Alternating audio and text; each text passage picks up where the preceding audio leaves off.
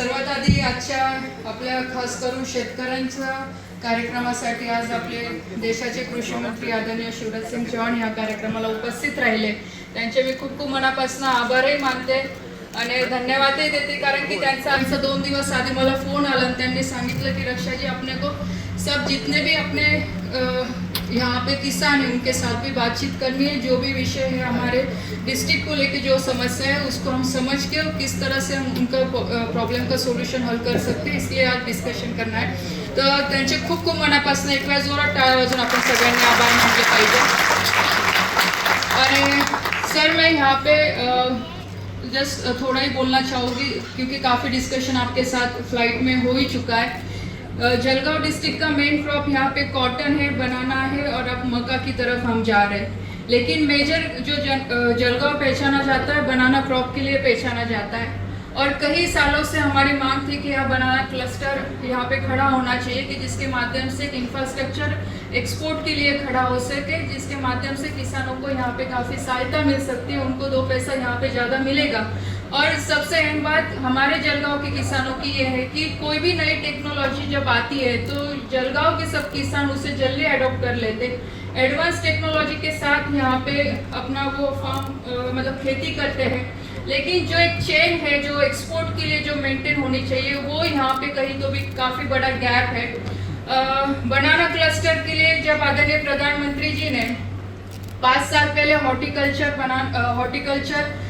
Cluster की घोषणा की थी तो हमारा काफ़ी प्रयास था कि बनाना मतलब जलगांव डिस्ट्रिक्ट भी उसमें आ जाए, लेकिन तब नहीं हुआ. लेकिन जब आप मंत्री बने और मैं आपके पास आई थी तो आपने पहले ही मीटिंग में उसे सैंक्शन करके काफ़ी बड़ी उपलब्धि यहाँ पे करवा दी.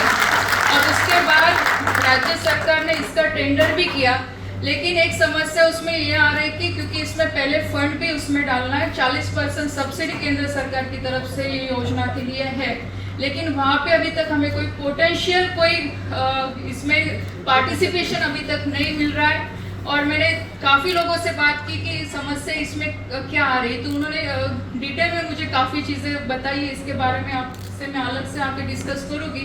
तो आपकी तरफ से एक हमें सहायता लगेगी कि कोई अच्छा जो इन्वेस्टर है यहाँ पे इसमें इन्वेस्ट कर सकता है इंफ्रास्ट्रक्चर खड़ा करने के लिए, अगर वो मिल जाता है तो काफ़ी बड़ी सुविधा होगी. कोविड के वक्त यहाँ पे किसान ट्रेन हमारी चली थी कि जिसके माध्यम से फूड प्रोसेसिंग मिनिस्ट्री के माध्यम से और रेल मिनिस्ट्री के माध्यम से इसको सब्सिडी दी जा रही थी. तो यहाँ का सबसे ज़्यादा बनाना नॉर्थ की तरफ जाता है. दिल्ली में अपना आदर्श मंडी है, वहाँ पे जाता था, तो उसे सब्सिडी मिलने के बाद काफ़ी किसानों को यहाँ पे सहायता मिल रही थी. बट आफ्टर कोविड वो सब्सिडी कैंसिल कर दी और इसलिए अभी किसानों को उसका भी एक काफ़ी बड़ा प्रॉब्लम है. तो एक अगर कृषि मंत्रालय के माध्यम से अगर वो सहायता हमें मिल जाती है किसान ट्रेन की अगर सब्सिडी के माध्यम से, तो एक काफ़ी बड़ी उपलब्धि यहाँ पे किसानों के लिए हो सकती है. और तीसरी चीज़, यहाँ से डायरेक्टली हम बनाना JNPT भेज सकते एक्सपोर्ट करने के लिए. तो क्योंकि भूसावल एक बड़ा जंक्शन है, क्योंकि आज जो हमारा बनाना जा रहा है वो बाय रोड जा रहा है, तो एक हैंडलिंग चार्जेस भी ज़्यादा लगते हैं और थोड़ा क्वालिटी का भी प्रॉब्लम इशू होता है. अगर यही बनाना अगर हम ट्रेन से डायरेक्ट BPV वैन से अगर भेजते तो JNPT डायरेक्ट क्लियरेंस होकर वहाँ पे एक्सपोर्ट के लिए उपलब्ध हो सकती है. और वैसी बात रेल मंत्रालय के साथ भी चल रही कि अगर उसमें कुछ कंसेशन हमें मिल जाता है तो वो भी एक दूसरी उपलब्धि यहाँ पे अच्छे से हो जाएगी. और सबसे अहम बात कि यहाँ जलगांव में कृषि विज्ञान केंद्र के माध्यम से एक रिसर्च सेंटर भी है जलगांव में ही, उसके पास में यहाँ पे, तो उसे अपग्रेड कैसे किया जाए उसके लिए हमें थोड़ा प्रयास करना ज़रूरी है. क्योंकि वो जब ये बनाना जो रिसर्च सेंटर है अगर उसे पूरे स्टाफ के साथ और थोड़ा अपग्रेड करके नए टेक्नोलॉजी के साथ अगर यहाँ पे हम उसे रिसर्च सेंटर को आगे बढ़ाएं तो मुझे लगता है कि काफ़ी बड़ी सहायता यहाँ पे किसानों को हो सकती है. आज जेन इरिगेशन का काफ़ी सपोर्ट सब बनाना फार्मिंग के लिए है ही, लेकिन गवर्नमेंट की तरफ से अगर यहाँ पे सभी स्टाफ अगर आ जाते हैं या अच्छी तरह से उसे और बड़ा अगर हम बना पाए तो एक जो अभी वायरस आते हैं या जो भी इश्यूज किसानों के चलते हैं तो उसमें काफ़ी बड़ा योगदान किसानों को यहाँ पे मिल सकता है. और कॉटन के बारे में भी मैंने बताया सर कि कॉटन यहाँ किसानों की वो भी एक मांग है कि BT कॉटन में एक अपग्रेड होना ज़्यादा ज़रूरी है. क्योंकि कॉटन का भी बड़ा प्रोटेक्शन है, लेकिन अगर उसके ऊपर अच्छी नई क्वालिटी की सीड गवर्नमेंट की तरफ से अगर मार्केट में आती है तो किसानों का उत्पादन उसमें भी बढ़ सकता है.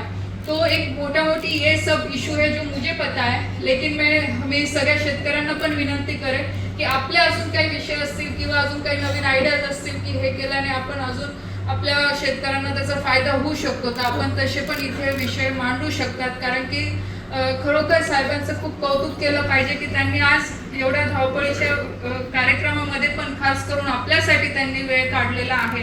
तर आपण थोडक्यामध्ये आपले जे सोल्यूशन आहे किंवा प्रॉब्लेम आहे आपण ते बोललं पाहिजे. और सर आपके पास ग्राम विकास भी है, तो उसमें भी एक जस्ट मेरा छोटा सा निवेदन है कि जलगांव डिस्ट्रिक्ट में आदरणीय प्रधानमंत्री जी की जो एक कल्पना थी लखपति दीदी की बचत गट के माध्यम से यहाँ पे एक बड़ा स्ट्रक्चर खड़ा होना चाहिए. तो जलगांव में काफ़ी अच्छे बचत गट है, सेल्फ हेल्प ग्रुप की अच्छा काम कर रहे हैं. लेकिन सिर्फ उनकी एक डिमांड है कि हर गांव में उनको एक कार्यालय अगर मिल जाता है, अगर कुछ ऐसी योजना बने कि क्योंकि आज सेल्फ हेल्प ग्रुप के लिए कहीं पे भी कौन से भी ग्राम पंचायत में बैठने की व्यवस्था नहीं है या मार्केट की व्यवस्था नहीं, इसलिए काफ़ी दिक्कतों का उनको सामना करना पड़ता है. अगर वो व्यवस्था अगर कोई योजना में हम राज्य सरकार और केंद्र सरकार के माध्यम से अगर हर गांव के लिए सेल्फ हेल्प ग्रुप के लिए कर पाए तो वो भी एक काफ़ी बड़ी सहायता सेल्फ हेल्प ग्रुप के लिए हो सकती है. धन्यवाद.